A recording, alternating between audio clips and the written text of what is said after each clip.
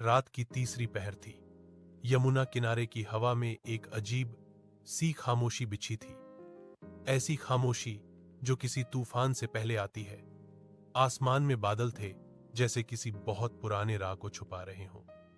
उसी रात ब्रज के एक शांत गांव में दिव्यांश नाम का युवक अपनी जिंदगी से परेशान घूमता हुआ घाट पर आकर बैठ गया। उसने पानी को बस ऐसे ही छुआ और अगला ही क्षण उसके लिए हमेशा के लिए बदल गया।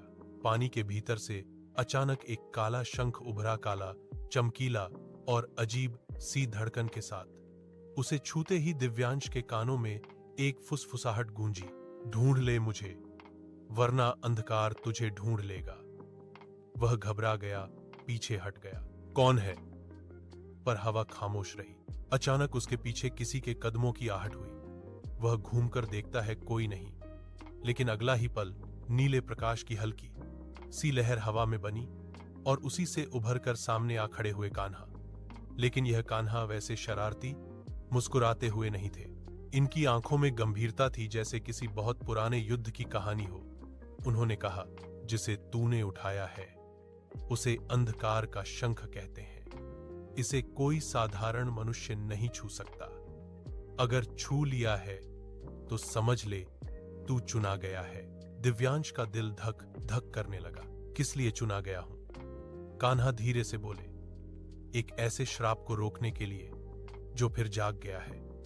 हवा कांपने लगी। अगली सुबह दिव्यांश अपने कमरे में बैठा शंख को घूर रहा था। वह शांत दिखता था, पर उसके भीतर से एक गहरी कंपी जैसी शक्ति निकलती थी। अचानक शंख खुद घूम गया और उसके नीचे से एक ताम्रपत्र निकल आया, जिस पर उभरा हुआ शब्द था, विस्मृत कुंड। दिव्यांश ने अपने दादा से सुना था, पुरानी कथाओं में एक ऐसा कुंड है जहां कभी भक्त जाते तो थे, लौटते नहीं थे। गांव के लोग उसका नाम लेते ही घबरा जाते थे। रात होते होते उसे एक और आवाज सुनाई देने लगी, आजा, देर मत कर। उसने शंख उठाया और अकेला ही निकल पड़ा। कुंड तक पहुंचने में उसे लगभग 1 घंटा लगा। यह जगह सुनसान थी, पेड़ों के बीच दबी हुई, जैसे कोई भूला बिसरा युद्ध क्षेत्र। जैसे ही वह आगे बढ़ा, धरती हल्की सी हिली, जैसे जमीन के नीचे कोई जाग रहा हो। वह रुक गया। कान्हा उसके पीछे प्रकट हुए, इस बार बेहद शांत, पर आंखों में एक चेतावनी।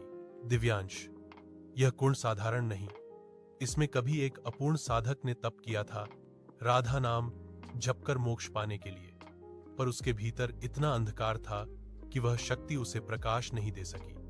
वह विद्रोही बन गया। उसने प्रण लिया, जो भी मेरी राह में आएगा उसे अपने साए में निगल लूंगा। दिव्यांश डर से कांप गया। तो यह शंख, वही साधक इस शंख में बंद है। यह शंख खुला तो वह मुक्त हो जाएगा। मुझे इसे रोकना कैसे है? कृष्ण ने उसकी आंखों में देखकर कहा, अपने डर से। वह उसी के पास जाता है जो भीतर से टूटा हो, कमजोर हो, अंधेरे को जगह देता हो। दिव्यांश ने डर को सीने में उठते महसूस किया। वह टूटा हुआ था, जीवन से, रिश्तों से, खुद से। क्या वही कारण था कि शंख ने उसे चुना? अचानक कुंड के पानी में उफान आया। लहरें काली पड़ने लगीं, बादलों में बिजली चमकी, हवा में एक गहरी गुर्राती हुई आवाज गूंजी, दिव्यांश, मुझे दे दे अपना मन, तुझे सब दर्द से मुक्त कर दूंगा। कान्हा तुरंत उसकी ढाल बनकर खड़े हुए, सुनाई मत देना इसे। अंधकार हमेशा वादा करता है, पर किसी को मुक्त नहीं करता, बस कैद करता। लेकिन दिव्यांश के कदम मानो खुद उसकी इच्छा के खिलाफ कुंड की ओर बढ़ने लगे। कान्हा ने बांसुरी उठाई, धीमी पर दिव्य धुन बजाई।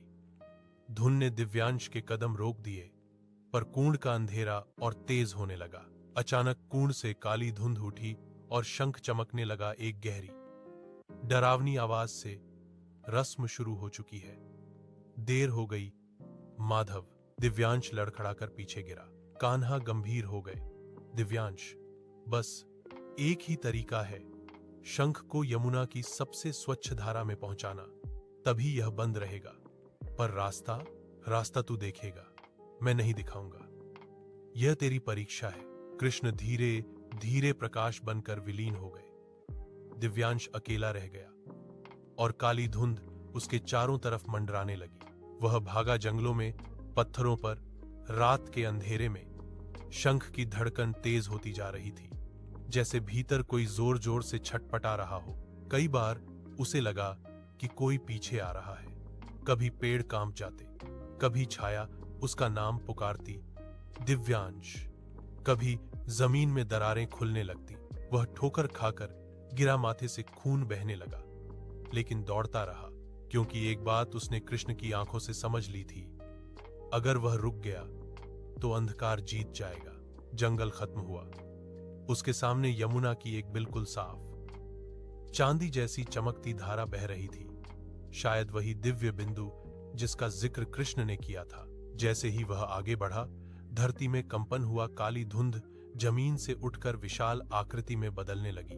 वह वही साधक था, लाल आंखें, राख जैसा चेहरा और लंबी विकृत भुजाएं। उसने दहाते हुए कहा, शंख दो। दिव्यांश कांप गया, पर पीछे नहीं हटा। साधक ने आगे बढ़कर चीखते हुए कहा, तू मुझे रोक नहीं पाएगा, तू खुद टूट चुका है। दिव्यांश थरथराया। हां, मैं टूटा हूं, पर आज पहली बार मैं किसी के साथ खड़ा हूं। अचानक उसकी आंखों में एक तेज रोशनी चमकी। उसने पूरी ताकत से शंख यमुना की स्वच्छ धारा में फेंक दिया। जैसे ही शंख पानी में डूबा, एक तेज नीली रोशनी फूटी। आकाश गूंज उठा। उन क्षणों में कान्हा फिर प्रकट हुए। इस बार मुस्कान में शांति थी। शाबाश दिव्यांश, आज तूने अपने डर को हराया। तू अब कमजोर नहीं, तू वह है जिसने अंधकार तक को डरा दिया। और वे धीरे धीरे धुंध की तरह रात में विलीन हो गए। दिव्यांश शांत पानी को देखते हुए मुस्कुराया। अब उसे पता था, उसकी लड़ाई खत्म नहीं हुई थी, पर अब वह अकेला नहीं था।